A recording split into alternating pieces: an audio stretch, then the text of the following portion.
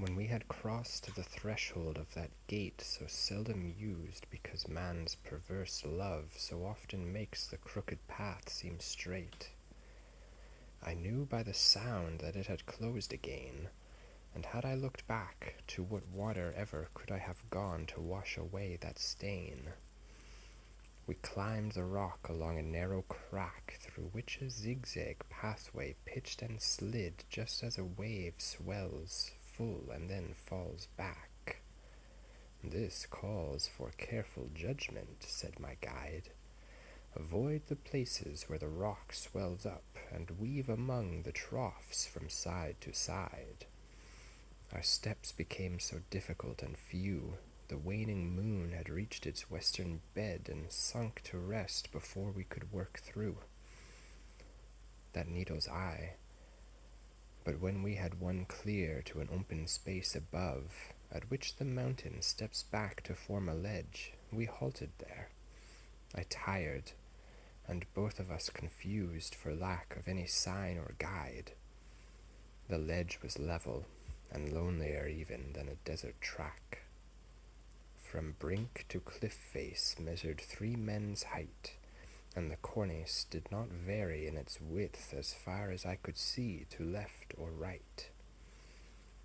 Our feet had not yet moved a step up there, when I made out that all the inner cliff, which rose without a foothold anywhere, was white and flawless, marble and adorned with sculptured scenes beside which Polyceitus and even nature's best works would be scorned. The angel who came down from God to man with the decrees of peace for the centuries wept for, which opened heaven, ending the long ban, stood carved before us with such force and love, with such a living grace in his whole pose, the image seemed about to speak and move. One could have sworn an Ave sounded clear, for she who turned the key that opened to us the perfect love was also figured there. And all her flowing gesture seemed to say, impressed there as distinctly as a seal impresses wax, Ecce ancilia Dei. "Do not give all your thoughts to this one part," my gentle master said. I was then standing on that side of him where man has his heart. I turned my eyes a little to the right, the side on which he stood who had thus urged me, and there, at Mary's back, carved in that white and flawless wall, I saw another scene, and I crossed in front of Virgil and drew near it the better to make out what it might mean.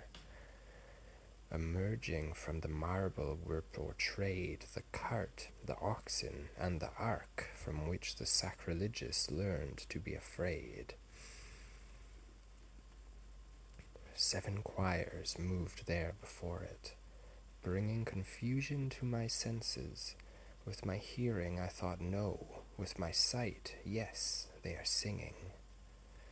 In the same way, the smokes the censers poured were shown so faithfully that eyes and nose disputed yes and no in happy discord.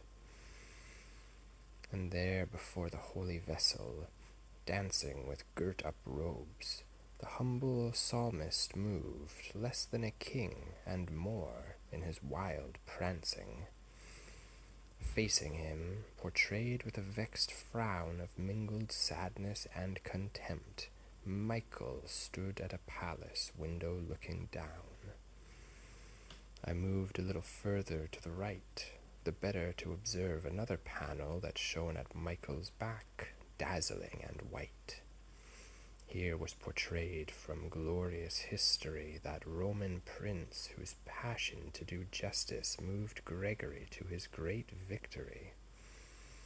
I speak of Trajan, blessed emperor, and at his bridal was portrayed a widow in tears wept from the long grief of the poor.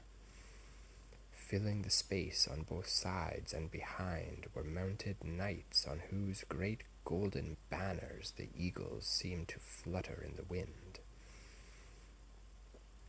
The widow knelt, and by consummate art appeared to say, My lord, avenge my son, for he is slain, and I am sick at heart. And he to answer, Justice shall be done, wait only my return. And she said, My lord, speaking from the great grief that urged her on, If you do not, and he said, Who wears my crown will right your wrong. And she said, Can the good deed another does grace him who shuns his own? And he said, Be assured, for it is clear this duty is to do before I go. Justice halts me, pity binds me here. The Maker, who can never see or know anything new, produced that visible speaking, new to us because not found below. As I stood relishing the art and thought of those high images, dear in themselves, and dearer yet as works his hand had wrought, the poet said, Look there, they seem to crawl, but those are people coming on our left. They can tell us where to climb the wall.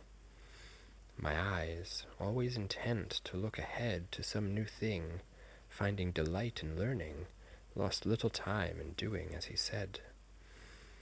Reader, I would not have you be afraid, nor turn you from your intention to repent through hearing how God wills the debt be paid. Do not think of the torments. Think, I say, of what comes after them. Think that at worst they cannot last beyond Judgment Day. Master, I said, those do not seem to me people approaching us, nor do I know. They so confuse my sight, what they may be. And he said to me, Their painful circumstance doubles them to the very earth. My own eyes debated what they saw there at first glance. Look hard, and you will see the people pressed under the moving boulders there.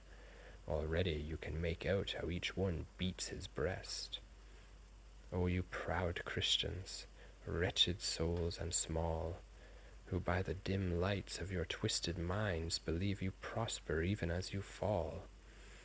Can you not see that we are worms, each one born to become the angelic butterfly that flies defenseless to the judgment throne? What have your souls to boast of and be proud? You are no more than insects, incomplete as any grub until it bursts the shroud. Sometimes at roof or ceiling beam one sees a human figure set there as a corbel, carved with its chest crushed in by its own knees, so cramped that what one sees imagines there makes his bones ache in fact. Just such a sense grew on me as I watched those souls with care. True, those who crawled along that painful track were more or less distorted, each one bent according to the burden on his back. Yet even the most patient, racked and sore, seemed to be groaning, I can bear no more.